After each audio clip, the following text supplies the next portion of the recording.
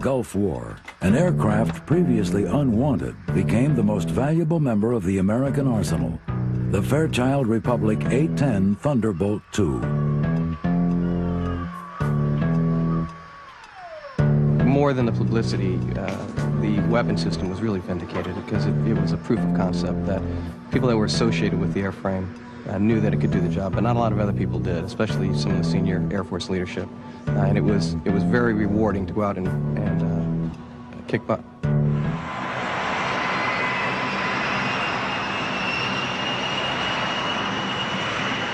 We probably took a lot of heat from all our friends in the Air Force and Navy and other airplanes because it's slow, it's ugly. You know, they like to rib us about that, but the reason it was so successful in the Gulf War is that it's not really about looks or about speed, it's about firepower. And the A-10 can really deliver a lot of ordnance in a very precise manner. The A-10 basically is a gun that they decided to make fly. The rate of fire of our gun is around 3,900 rounds per minute, or about 50 to 70 rounds per second as the gun comes up to speed. That does not sound like a machine gun. That sounds like a very unhappy lion or tiger or beast of some sort, because it has a roaring sound.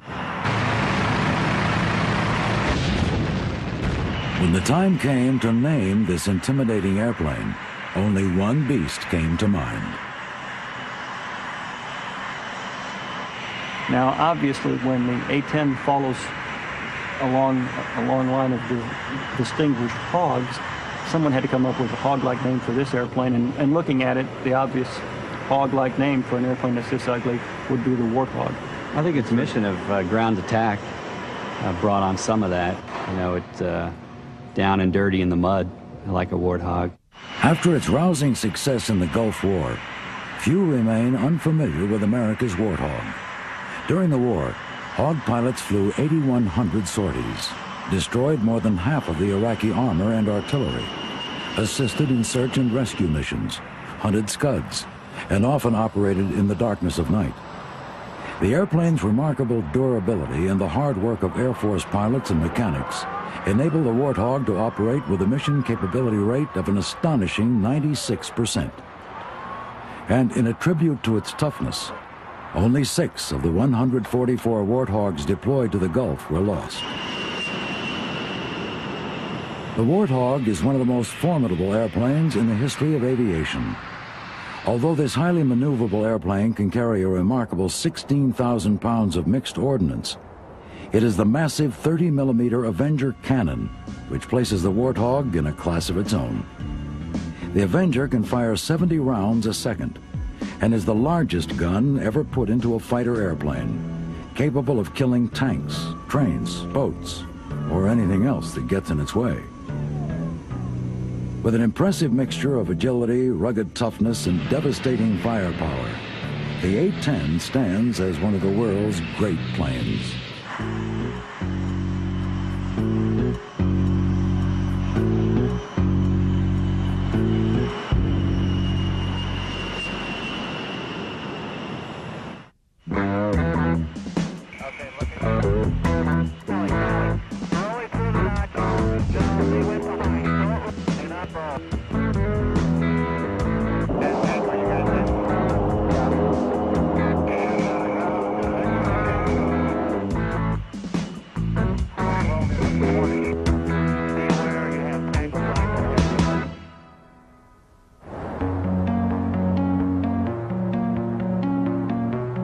In a sight becoming more common throughout the American military, a complementary mixture of full-time Air Force personnel and Air National Guardsmen combined to keep planes like the Warthog in a constant state of readiness. Bob and I are both crew chiefs in the Maryland Air National Guard. Our unit's responsible for maintaining 17 A-10 aircraft. Bob's a full-time member of the Guard, and I'm a traditional Guardsman. When I'm not at the Guard on my one weekend a month, I'm a Baltimore City police officer. On a typical Saturday, we'll come in about 6:30 in the morning. I'll stay till about 6 o'clock at night. Usually we'll fly 10 airplanes to land again, send up 10 more. In the hangar right now, they have there's 4 airplanes in there. One they're using for load crew training. One, I believe they're doing some sort of flight control maintenance on. and the two in the far rear are both down for phase inspections. This airplane right now is in the phase inspection, which is accomplished every 400 hours, flying hours. It has come in for a major inspection. And during that inspection, they basically open the entire airplane up. And in doing that, they inspect front compartments, the gun gets inspected, the engines get inspected, the wings, the gears. You have special inspections that have to be done, TCTOs, and basically gets an overall look at everything. Okay, part of the A-10 and phase inspection process is the armors. They've taken this gun out and inspected the gun bay, and now they are in the process of preparing to put the gun back in. Our primary function is to remain combat ready. In other words, to train to the same level of proficiency as our active duty counterparts, such that if the level of tasking, the level of involvement of our Air Force reached the point where it couldn't be completely handled by our active duty units, then the Guard and Reserve is ready to fill in, and fill in on very short notice. Usually on a drill weekend, or a UTA we call it, we put together a scenario for the day, a mini war for a day, and we have intel. We coordinate with intel and all the different shops, and we go out and basically execute a war plan for one day. With the recent downsizing of the active duty Air Force, units like the 175th Wing of the Maryland Air National Guard have become integral participants in any mission undertaken by the Air Force. About 25% of the 175th Wing are full-time employees of the Maryland Air National Guard. The remaining members, traditional guardsmen, leave their families and employers for training 1 weekend a month, and also to serve 15 days or more of active duty each year. This is, of course, an Air National Guard unit made up of primarily prior service pilots that came out of active duty units and moved on to a civilian occupation. In many cases, that civilian occupation was the airlines. And they fly 2 aircraft now. They have their civilian jobs with their civilian airlines, and they come in on weekends and some oftentimes during the week to fly this airplane. How that's happening.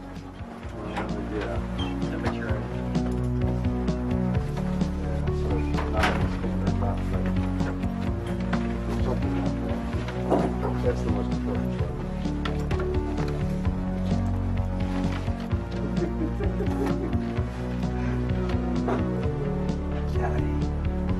What are you doing? No, see you around. Okay, have a good one. See you around.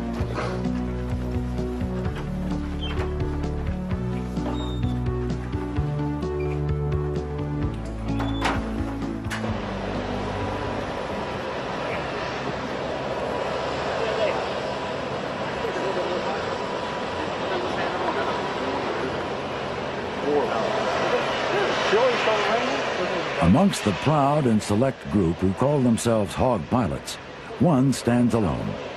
Lieutenant Colonel Ron Henry, who's been flying the airplane since its introduction into the Air Force, is the only Hog pilot to have amassed more than 4,000 hours of flight time in the A-10.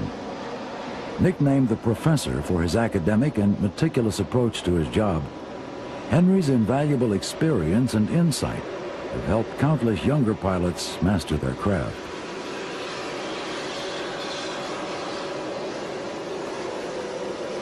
I was a volunteer for this assignment back in 1977. The airplane was brand new. Every airplane that enters the inventory has a certain mystique associated with it. And in 1977, the A-10 was introduced at Myrtle Beach Air Force Base, South Carolina, and the combination of Myrtle Beach Air Force Base and a brand new airframe made it the most desirable assignment in the United States Air Force in the late 70s. And there was no problem getting people to volunteer for this airplane. I can't understand why there ever would be. I have seen the airplane evolve over a period of 20 years. I started flying this airplane in 1977, and it's changed quite a bit. It was a very simple, austere airplane in its early days. It was designed that way, designed to cost very, very little. But the airplane has proved so survivable and so indestructible that the mission has evolved and the complexity of the airplane has increased over time. When we first started flying the airplane, We had basically 3 radios and a navigational receiver, and that's really all we had. We had no computers on board to help us guide the airplane or help us aim the weapons. Quite a bit of money's been spent on the airplane since its introduction to the fleet in terms of retrofitting the airplane. We now have a very capable air-to-ground computing system that helps us aim our weapons. Helps us aim not only the 30mm cannon, but also all the gravity weapons that fall off the bomb. Good enough to win the Air Force's biannual gunnery competition in 1991.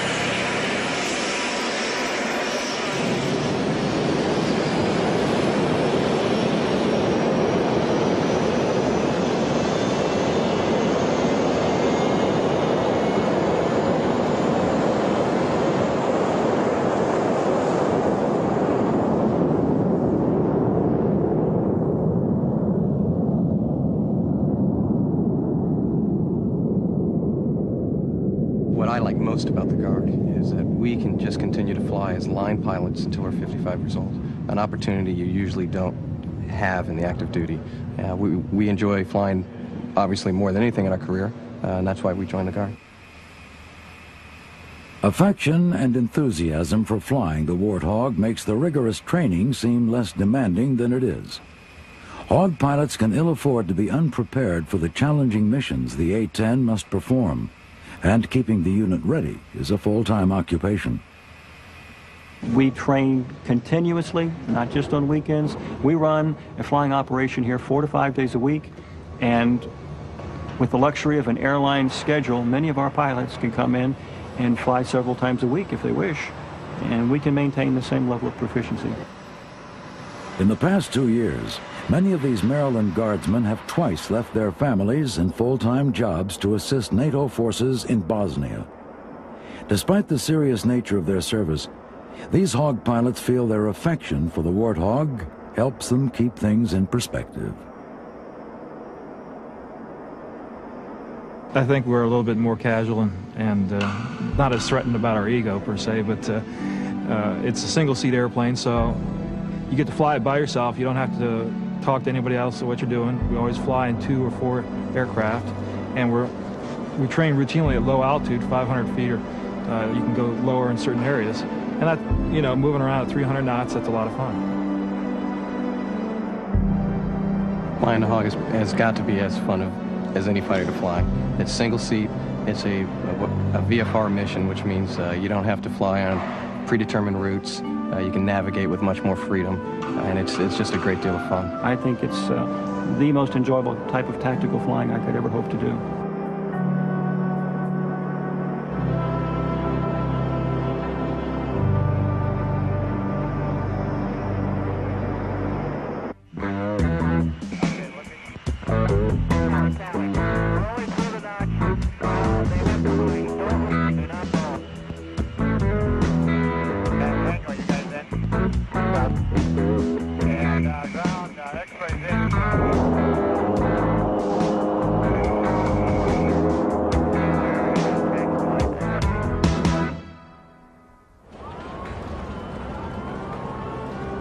In January 1973, the Fairchild Republic Corporation unveiled the airplane the Air Force and the Army desperately wanted, the A-10 Thunderbolt II.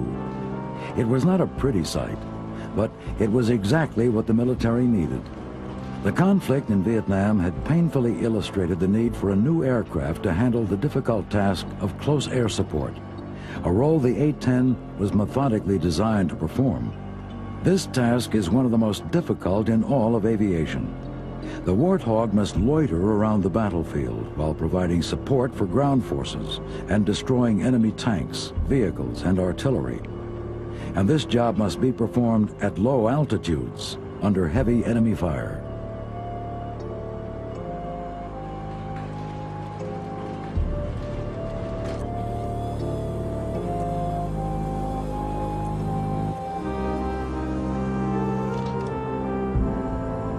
That's why this airplane is so ugly. This airplane is optimized to perform the close air support mission. It's designed to fly slower than most. Slower because it's necessary to keep the good guys and the bad guys in sight if you're going to deliver ordnance in close proximity to those good guys.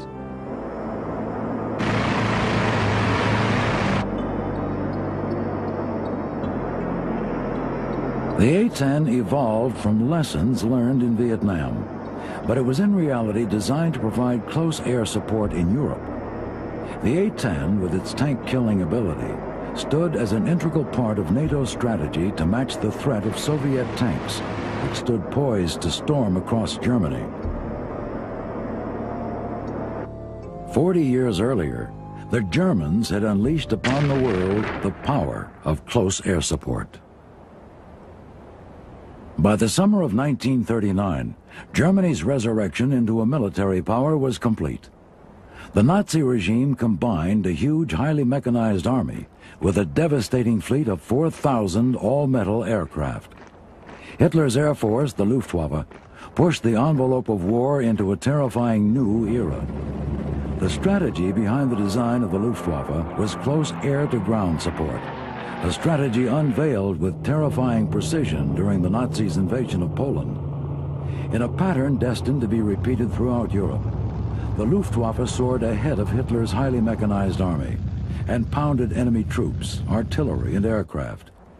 Within 10 months, Europe had collapsed into the iron fist of the Nazis, a testament to the brutal effectiveness of their military machine.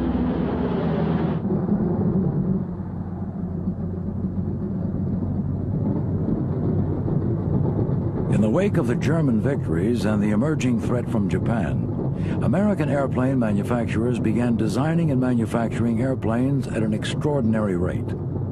Of all the American fighters from World War II, one simply stands alone: Republic's P-47 Thunderbolt. More than 15,600 P-47s were manufactured, more than any other Allied fighter from World War II.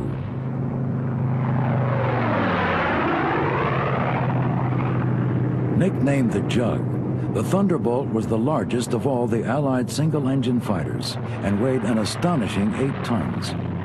Armed with 850 caliber machine guns, the Thunderbolt presented a formidable force.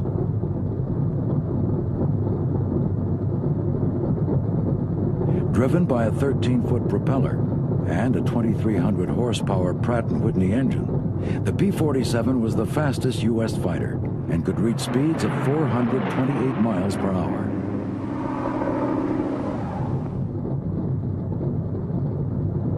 With a range of more than 1,000 miles and a cruising speed of 350 miles per hour, the P-47 starred throughout the war as an invaluable escort for bombers and as an integral support airplane for Allied ground forces.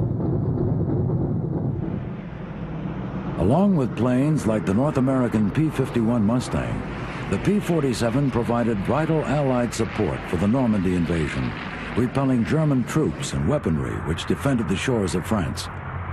Coordination of troop movements in sync with aerial support was crucial to the success of the Normandy invasion. On D-Day alone, more than 14,000 sorties were flown by the Allies in preparation and support of the initial invasion.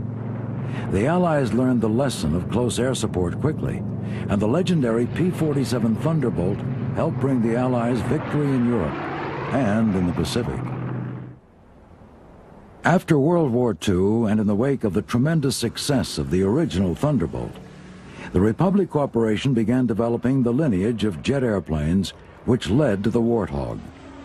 Republic's first F-84 Thunderjets were straight-wing jet airplanes which were armed with 6.50 caliber machine guns, had a range of nearly 1,500 miles, and a maximum speed of 620 miles per hour.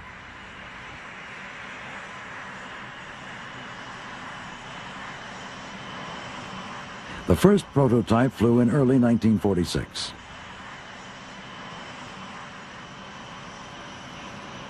These F-84s were the original Hogs, nicknamed as such because on hot days, the airplane would often struggle to get off the ground and would sometimes tip over. leaving their stout noses rooted in the mud. Thus, the first Hog was born. All told, more than 3,300 of the original Hogs were built, serving throughout the 1950s and into the 60s.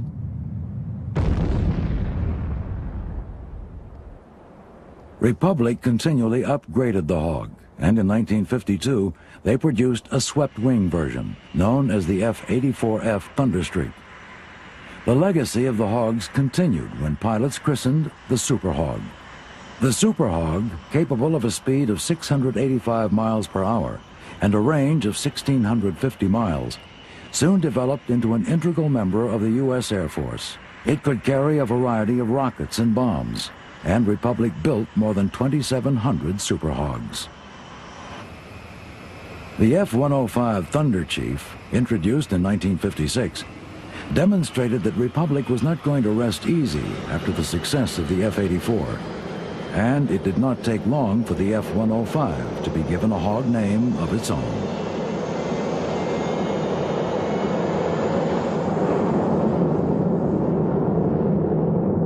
As the F-105 was introduced, the previous F-84 pilots who transitioned into the F-105 looked at their very sophisticated Cadillac airplane and thought of it as the Ultra Hog, and the 105 became known as the Ultra Hog.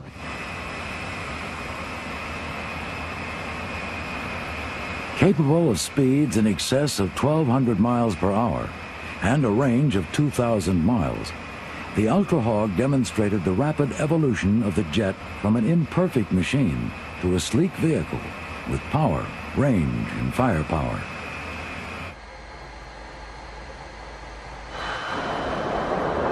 Designed as a high-speed interceptor, this large fighter bomber was armed with a GE M61 Vulcan 20mm gun and could carry Sidewinder missiles.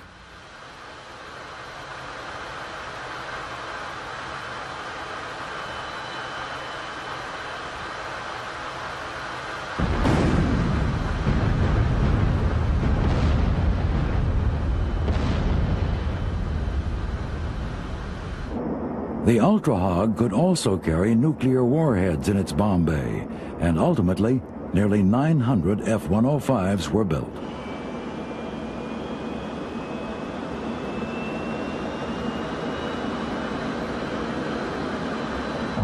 The final Hog in Republic's proud lineage evolved from the American experience in Vietnam. The war fought against a desperate and determined people in a climate brutally hostile to man and machine, pushed both to their limits.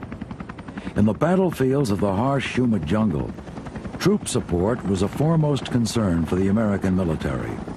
Helicopters quickly proved their merit in this role, and the Huey paved the way for armed close air support.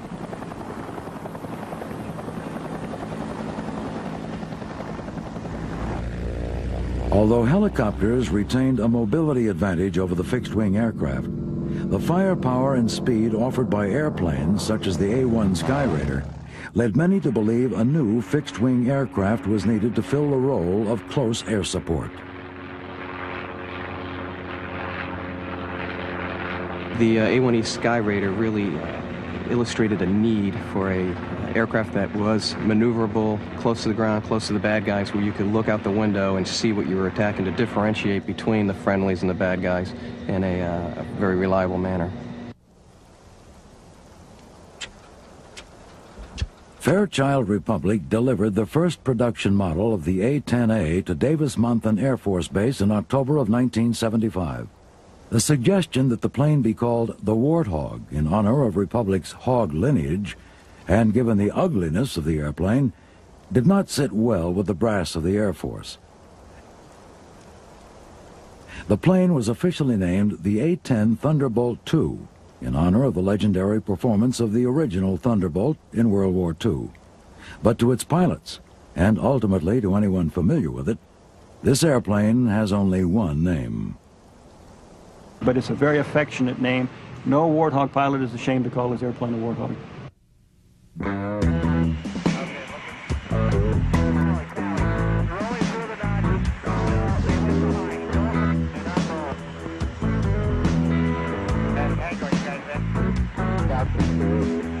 ground,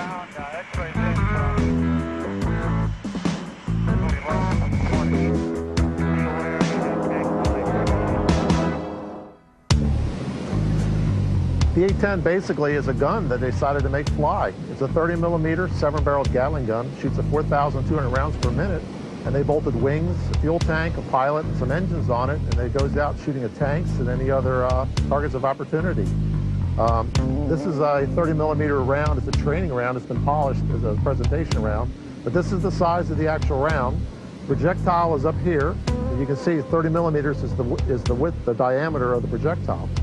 And as you can see, it's quite a large round. It weighs about 1.5 pounds per round.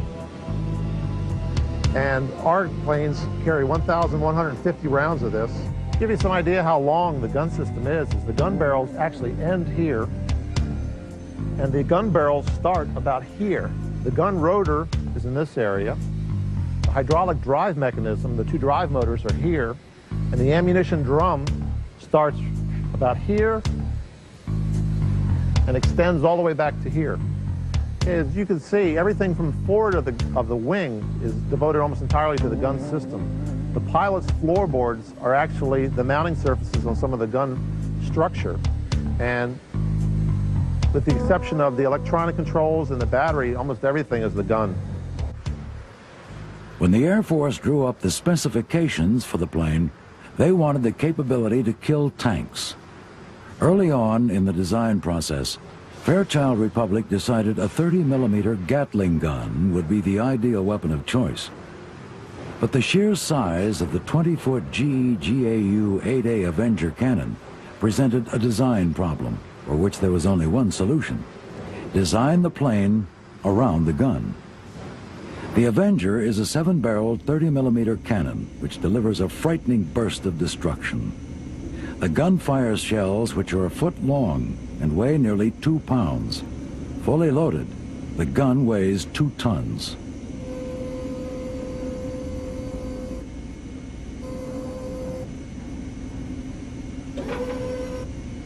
Well, the gun's a 30mm. It's the largest gun, in an airplane. Well, a fighter-type airplane. There's some transports that carry bigger guns, but it's very precise. Such precision allows Hawk pilots to hit targets up to 2 miles away, and with a muzzle velocity of 3,450 feet per second, the gun can fire an average of nearly 70 rounds per second. One shot can destroy a tank.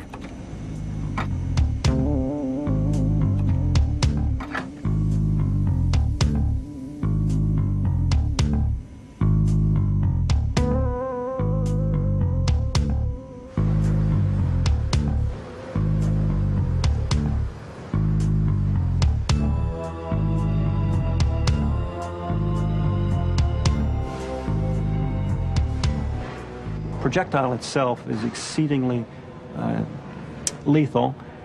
In its anti-armor form, the armor-piercing incendiary, a very small slug of depleted uranium is actually what's delivered on target. And it strikes the target with almost 12 times the kinetic energy of its predecessor 20mm round. Even though it's only 50% larger in linear dimension, it has 12 times the kinetic energy on target.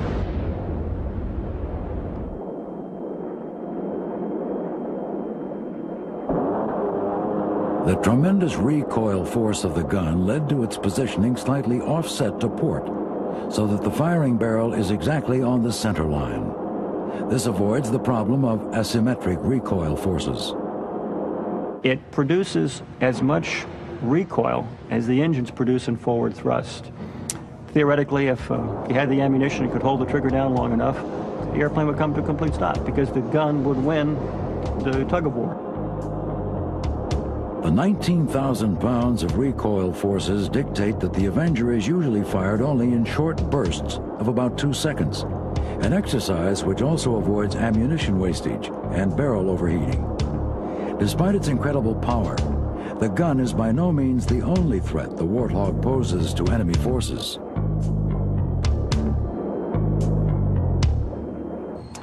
The A-10 is an attack airplane, and that's a euphemism for bomber. It does primarily drag bombs around the sky, although we tend to employ the gun whenever possible because the gun does give us the option of standing off from the target, sending ordnance a mile and a half downrange, and then actually departing the target area without having to overfly the target.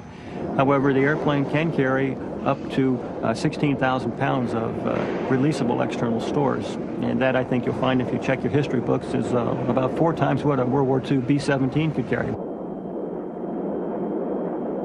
The A-10 carries its massive load of 16,000 pounds of mixed ordnance on 8 underwing and 3 under-fuselage pylon stations. These 11 hardpoints allow the A-10 to be armed according to the task at hand. This right here is a ECM 184 pod. It's an electronic jamming device. This is a Mark 82.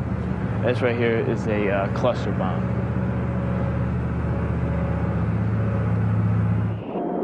The variety of armaments available to the Warthog is extensive, including AGM-114 Hellfire anti-tank missiles, Sidewinder missiles, and a selection of both smart and dumb bombs.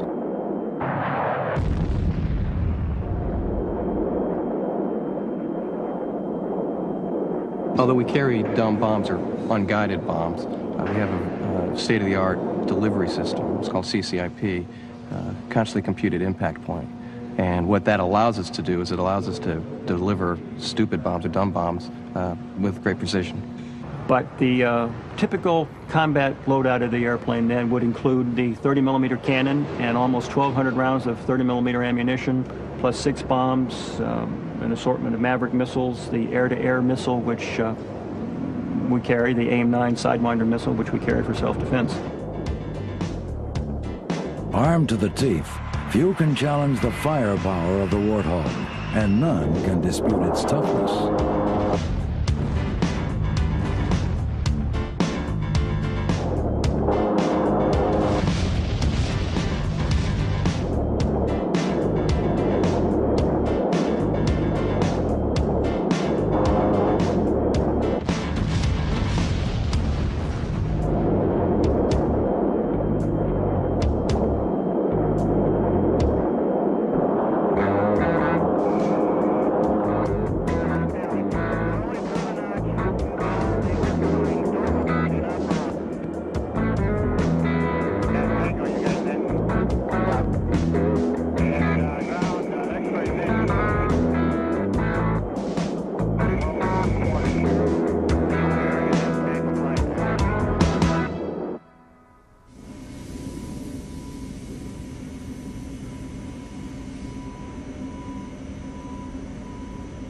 The airplane, has often been said, and more often as a form of criticism rather than praise, that this is the only airplane that the Air Force ever bought that was designed to take hits, not avoid hits. And it's quite true. The airplane was designed to take hits and absorb damage and survive. Every aspect of the Warthog can be traced to the simple concept that the airplane had to survive its grueling mission. And the A-10 was designed with several thousand pounds of titanium steel surrounding critical flight components, one of which, of course, is the pilot. And this was an intentional design decision on the part of the designers, wherein they were willing to sacrifice fuel or ordnance load in favor of survivability. Reinforced with nearly 3,000 pounds of titanium armor plating, the Warthog can survive direct hits from armor-piercing and high-explosive projectiles up to 23 millimeters. 1,200 pounds of the titanium surrounds the cockpit, enveloping the pilot in what is commonly referred to as a titanium bathtub. This bathtub of 1.5-inch armor gives Hog pilots added security as they undertake their dangerous missions.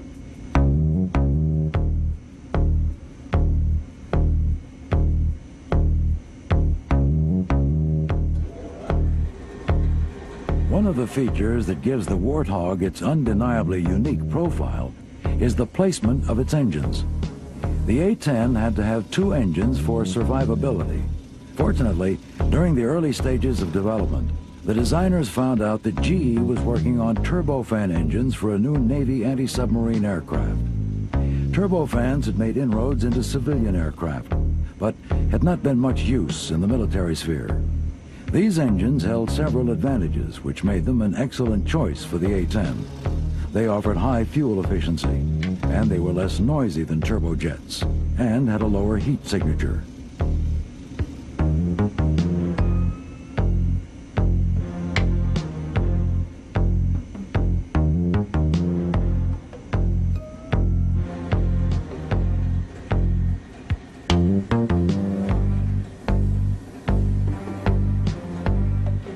Once the designers chose the type of engine, another issue arose: where to put them. The area under the wing was reserved for the heavy ordnance load. Eventually, the area near the back of the fuselage proved the best location, and placing the engines there also offered a number of advantages. It negated a potential yaw problem, decreased the probability that foreign objects might be sucked into the engines, and removed the engines from the major flow of the exhaust from the gun. The forward fuselage and wings also shield the engines from ground fire in the frontal section, and the vertical fins and rudder guard the engine's heat signature from the side, alleviating some of the aircraft's vulnerability to heat-seeking missiles. The Warthog's toughness is compounded by a number of structural and system redundancies. The dual redundancy of the hydraulic flight control systems is also backed up by a manual system. This enables Hog pilots to fly and land even if hydraulic power is lost. The Warthog's extraordinarily high mission capability rate during the Gulf War directly resulted from a design dedicated to ensuring the plane could be serviced and operated from bases with limited facilities close to the battlefield.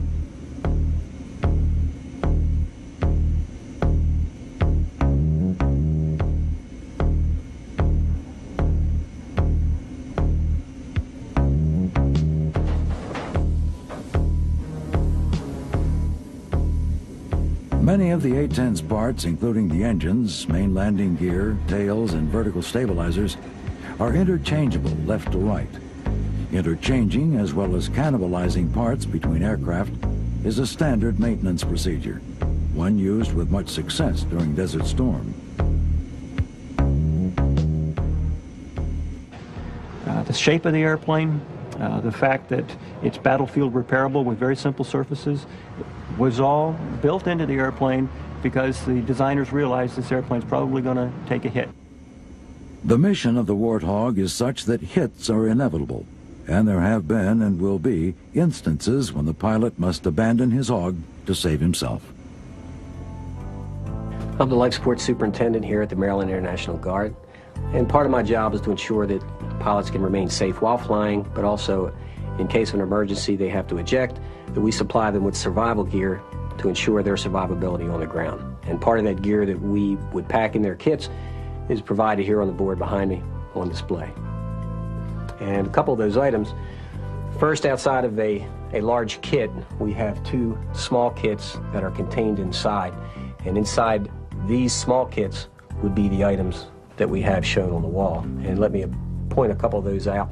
Obviously, we have the mittens and socks, both of wool, used for wintertime warmth, obviously not a problem now. We've got your knife, which is one of your basic utensils in survival.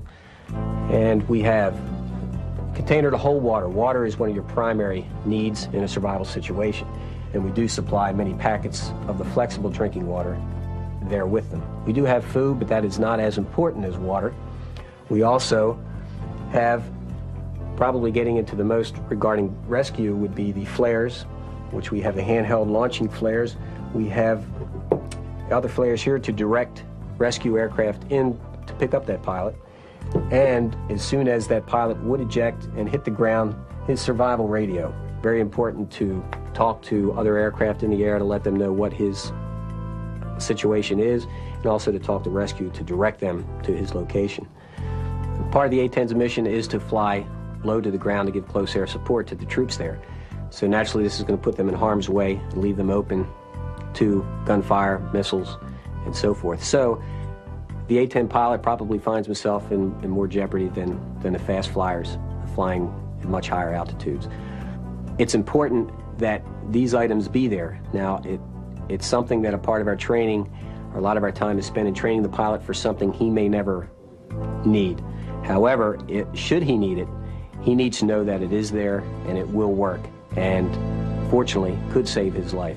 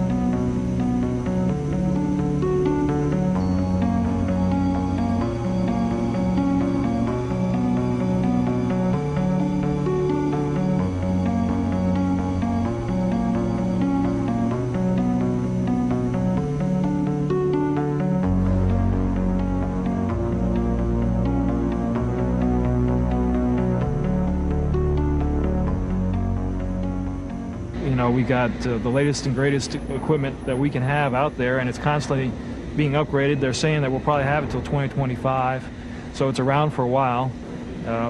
Most of ours are 78, 79 version models out here, and so that's a pretty good long time for an airplane to be in service, and it's constantly being modified, and it's got a lot of capability.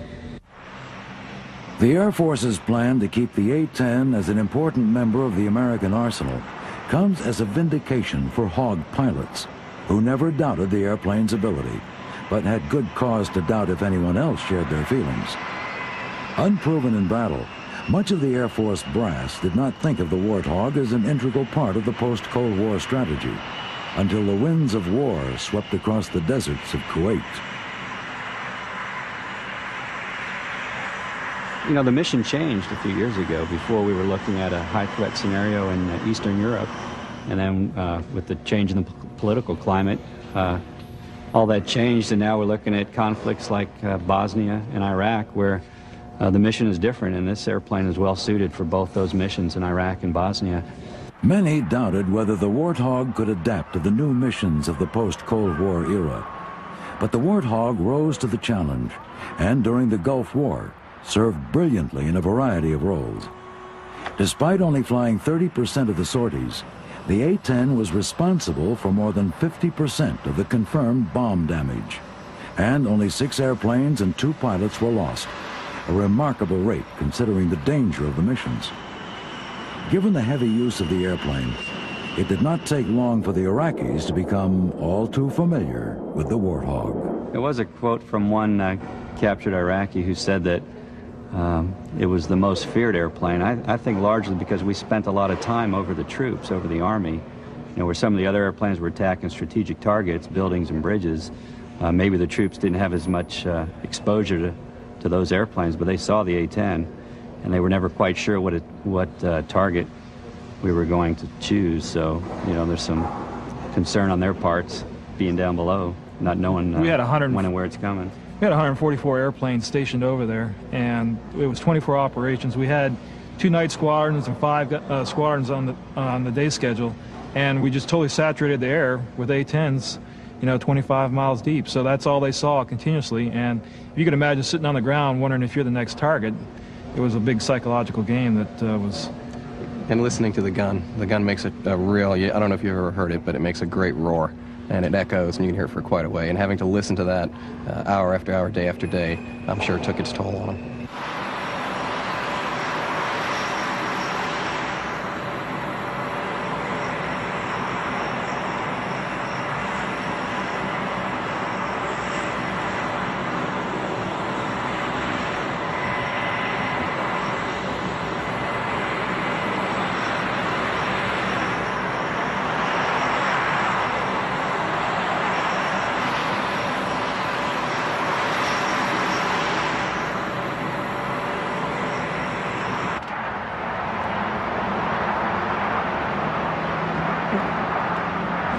Since the Gulf, the major change to the A-10 has been night vision goggles. They've redone all of our instrument panels and consoles to make it night vision compatible. So now pretty much we do everything we did in the Gulf at day at night now, which is pretty much double the capabilities of the airplane.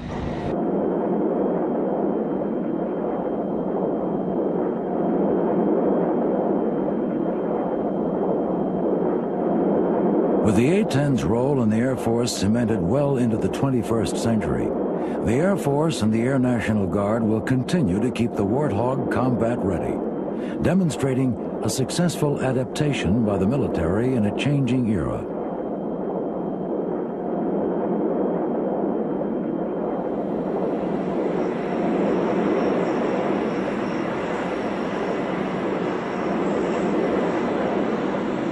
Units such as the 175th Fighter Group must remain ready to take the Warthog wherever it may be needed, and must be ready to serve side by side with the active duty units. So far, they have done so without exception. We have, in recent months, undertaken the same tasking that our active duty squadrons have undertaken. We have been to the European theater to support the operation in Bosnia, over Bosnia. We had guard units deployed to the Persian Gulf and performed admirably. I mean, there was little to no difference between, I must brag to some extent, there was no difference between their performance and the performance of the active duty units there.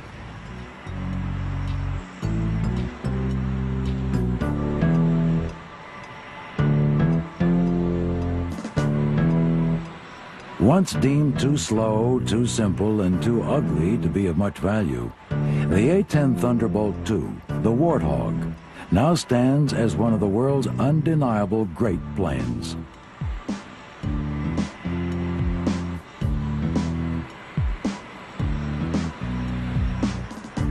Its outstanding maneuverability, deadly firepower, and legendary toughness are testaments to a successful design concept.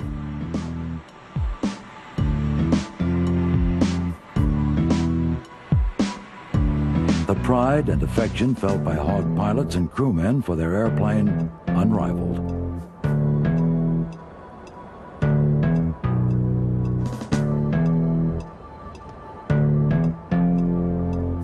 For these soldiers, it was merely a matter of time before the world recognized the greatness of the extraordinary airplane with the unforgettable name, the Warthog.